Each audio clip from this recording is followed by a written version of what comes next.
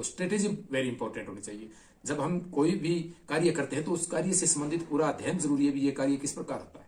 ठीक है, first paper में आपको मैंने बताया था कि जो थर्ड यूनिट है समाजशास्त्र, प्रबंधन, लेखांकन, टैक्स, हालांकि सभी कवर करने हैं, लेकिन इन चीजों पे ज्यादा आपको पूर्व वर्षों के प्रश्न पत्र है जो वो देख करके आपको पता लग जाएगा, हाँ यार यहाँ से प्रश्न किस प्रकार आ रहे हैं और मैं किस प्रकार सबसे ज्यादा मार्क्स प्राप्त कर सकता हूँ। अब सेकंड प्रश्न पत्र पे आते हैं।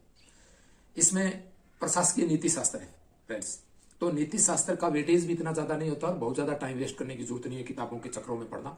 कोई भी कोचिंग संस्थान के नोट्स मिल जाए, आप कहोगे कोई भी क्यों करे, तो फ्रेंड्स जो भी नीति शास्त्र से संबंधित पुस्तकें हैं वहीं से ही वो कंटेंट हर कोचिंग वाला उठाता है, वो मैटर हमें मिल जाना चाहिए। जैसे नीति शास्त्र में बात कर रहा हूं मैं, समाज सुधारक महापुरुष हैं तो गांधी जी के बारे में जो भी सत्याग्रह के सिद्धांत हैं गांधी जी के, वो सब में सेम मिलेंगे। ठीक है, नैतिक संपत्ति रित है तो रित सभी में समान मिलेगा। वो रित है वो दर्शन शास्त्र की किताब से उठाया जाता है। जो रित क्या है, यानी जो हमारी ब्रह्मांडीय विश्व के अंदर, इस ब्रह्मांड के अंदर जो भी नैतिक व्यवस्था है, विश्व के अंदर जो भी ब्रह्मांड की संचालन की व्यवस्था है, सारा सौरमंडल का और का जो सामाजिक व्यवस्था है उसका संचालन है, वो एक निश्चित प्रक्रिया के तहत होता है, जिसका संचालन एक ऋतस्य गोपता यानी गोप नामक जो वरुण नामक देवता द्वारा किया जाता है। ऋतस्य गोपता वरुण, तो वरुण देवता इसका संचालन करते हैं और इस प्रक्रिया को ऋत बोलते हैं। ये जो प्रकृति की तरफ से यानी पूरे ब्रह्मांड के अंदर ये जो प्राकृतिक व्यवस्था बनी हुई है जिसको बोलते हैं, और इस ऋत के अंदर यह भी बताया गया है कि जो सामाजिक व्यवस्था है समाज की, वह भी ऋत द्वारा ही संचालित है।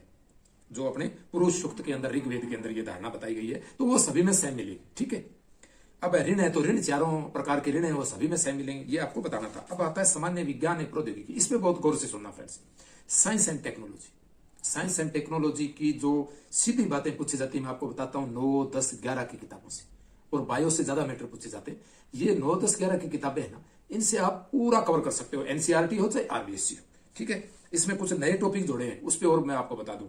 नए टॉपिक जैसे networking, analogue, digital computer, big data, cloud computing, इनका गूगल करो आप, या मैराथन क्लासेस, किसी भी कोचिंग इंस्टीट्यूट की मैराथन, साइंस टेक्नोलॉजी के टीचर्स की मैराथन क्लासेस, या किसी भी कोचिंग संस्थान के नोट्स, वो इस पे बनाए हुए सुफिशियंट है। उस पर ये सीधे प्रश्न आते हैं, क्रिप्टो करेंसी क्या है, वो सभी में सेम मिलेगी।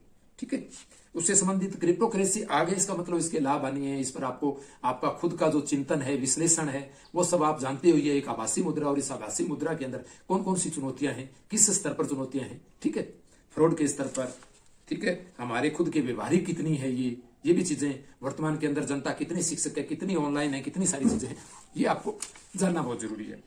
फिर इससे संबंधित आप खुद का व्यू भी आपको क्लियर करना है। जब भी आप इसमें सोचें, जैसे रोबोटिक है तो रोबोटिक्स पर भी आपको जानना है वास्तव के अंदर रोबोटिक्स कितना सफल है। आप खुद अपने विचार लिखिए, अच्छे नंबर आते हैं। और सीधा रोबोटिक्स, मशीन लर्निंग, नैनो प्रौद्योगिकी, नैनो प्रौद्योगिकी आप कहीं से भी उठाओ। अगर आपको स्पेशल किताब चाहिए भी, मुझे तो टेक्नोलॉजी की एक बढ़िया पुस्तक तो विवास पैनोरमा की आती है, यूपीएससी वाले भी पढ़ते हैं, या इसकी अरिहंत की आती है, बहुत सारे प्रकाशन की आती है। विवास पैनोरमा इसमें काफी प्रसिद्ध है, इसमें नैनो प्रौद्योगिकी होगी, क्योंकि मैंने खुद वो पढ़ी है, उसमें ये सारी प्रौद्योगिकी बढ़िया तरीके से दी। बाकी अगर आपको ऐसा लगता है अब 2-2.5 महीनों के अंदर मैं समेटूं जल्दी से, तो वो जो नोट्स है किसी भी कोचिंग संस्थान की, वो आप अच्छे से पढ़ो, या फिर सीधे आप इन चीजों के गूगल करके आप मैटर अपने नोट्स बना सकते हो। एक इससे संबंधित बहुत सारी किताबें इकट्ठी करने की जरूरत ही नहीं है, उन किताबों में भी वही मैटर होता है, गूगल पे भी वही मैटर होता है, और जो आपको पढ़ाएगा ना, जो जिसको मैराथन क्लासेस, तो वो भी इन्हीं किताबों से वो मैटर उठाता है। ठीक है, और ये आपकी 9वीं, 10वीं, 11वीं, 12वीं किताब में भी बढ़िया दिया है। रक्षा प्रौद्योगिकी में अब अपने कई बार सोचते हैं ना, आरएस प्री के अंदर ये देखो चंद्रयान से संबंधित बहुत सारे लोगों ने मैटर इकट्ठा किया, तो वो तो आपकी याद ही हो जाते हैं यार, उससे उसमें ज्यादा उलझने की क्या जरूरत है।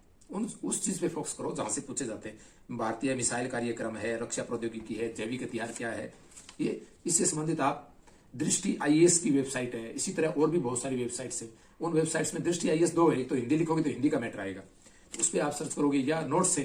जैसे मैं आपको साइंस टेक्नोलॉजी की बता रहा था, तो साइंस टेक्नोलॉजी की ये दृष्टि की पुस्तक है, ये क्विक रिवीजन बोलते हैं, तो इसमें इतना पढ़ने की जरूरत ही नहीं है। इसमें मुख्य मुख्य चीजें आपके जो टॉपिक हैं आप इसे क्लियर कर सकते हो। बाकी इसकी आती है दृष्टि की, आती है समय की, आती है उत्कर्ष की, आती है, ठीक है, आर कुमार की भी आती है, शीलवंशी की, बहुत सारी किताबें। आप दुकान पे जाओगे कंफ्यूज हो जाओगे यार कौन सी खरीदे। लेकिन चुनाव करने का सबसे बढ़िया तरीका बताऊं क्या, आप देखो आपके किस प्रकार के मैटर है, आपके यहाँ कंटेंट है, क्या इस कंटेंट को वो किताब पूरा कर रही है।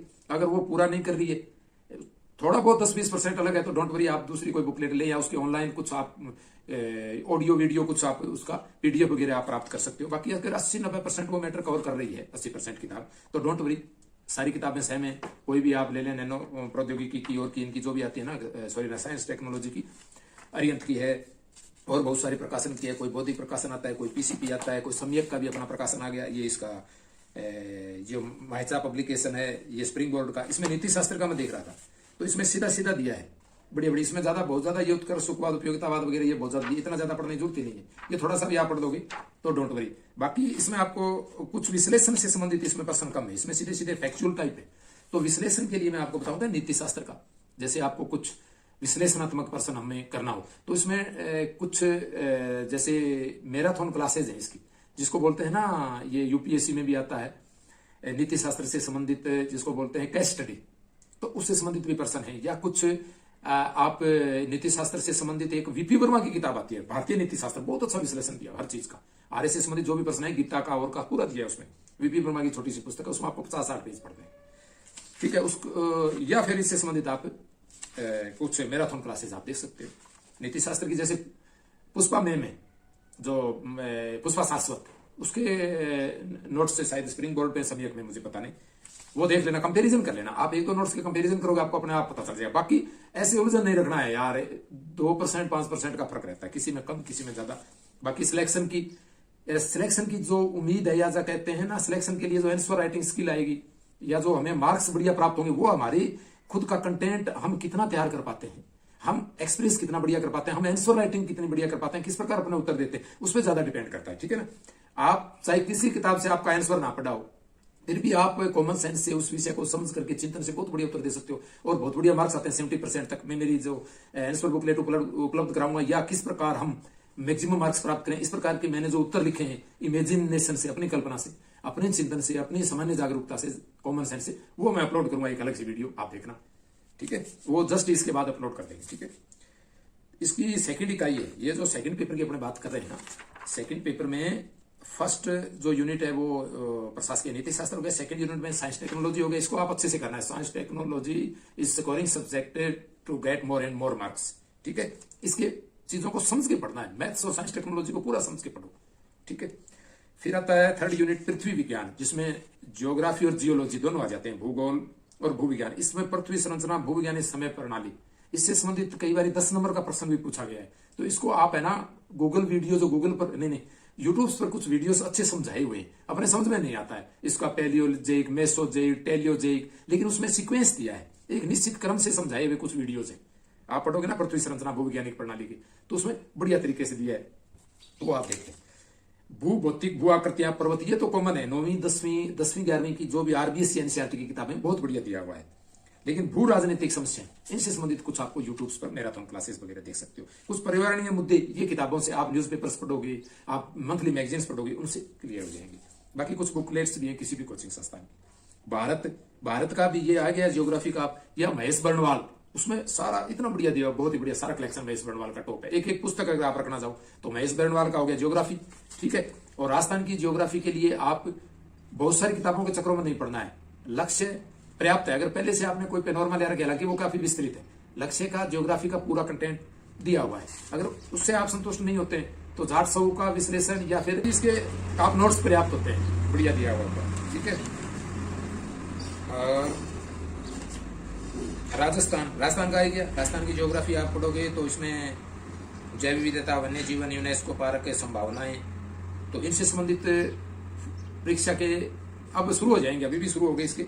आप वीडियोस, अच्छे वीडियोस जिसके अपडेटेड, अभी भी जो अपडेटेड का मतलब मेरा है यूनेस्को में कौन कौन सी नई चीजें अपडेट हैं, भू धरोहर स्थल कौन से, ये मैगजीन्स आप पढ़ोगे, उसमें ये सारी चीजें। पर्यावरण संबंधी मुद्दे दोनों है, पर्यावरणीय मुद्दे जो वर्ल्ड से संबंधित है और अपने राजस्थान से संबंधित है, उनको भी आपको कवर करना है। वन्य जीवन, जैव विविधता, इसमें आपसे ये पूछे जा सकते हैं, विजन से संबंधित प्रश्न आता है ज्यादातर, पर्यावरण से संबंधित आपका, तो वो आप पहले की answer sheet booklet upload, mains की जैसे मेरी है और है, तो मैंने जो विजन लिखा है और है वो आपको अपलोड करेंगे, वो आप देख लें।